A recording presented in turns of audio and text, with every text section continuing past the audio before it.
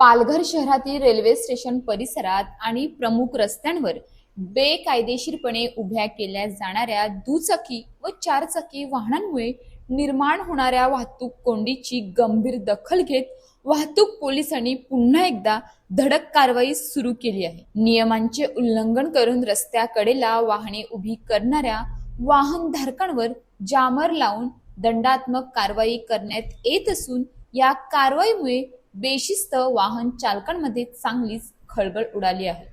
पालघर हे जिल्हा मुख्यालय असल्याने दररोज हजारो नागरिक रेल्वेने मुंबई, ठाणे तसेच गुजरातकडे कामानिमित्त प्रवास करतात। अनेक जण आपल्या दुचाकी रेल्वे स्टेशन परिसरातील मुख्य रस्त्यांवरच उभ्या करून दिवसभरासाठी निघून जात असल्याने रस्त्यांची रुंदी कमी होते आणि वाहतूक कोंडीची समस्या गंभीर बनते।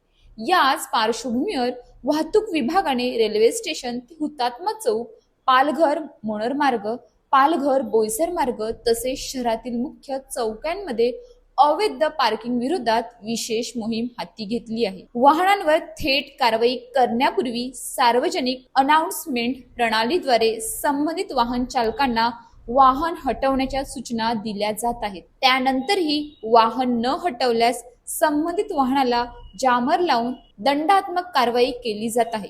त्यामुळे नागरिकांना नियमांचे पालन करण्याचे आवाहन वाहतूक विभागाकडून करण्यात आले आहे।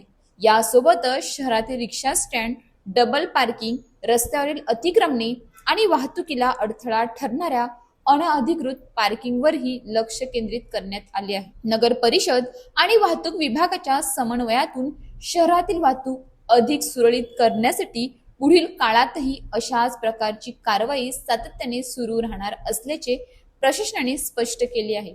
रस्ता हा पार्किंगसाठी नाही तर वाहतुकीसाठी आहे। नियम पाळा, अन्यथा जामर, दंड आणि कारवाईला सामोरे जाण्यास तयार राहा। तात्काळ आपले इको काढून घ्यायचे आहे।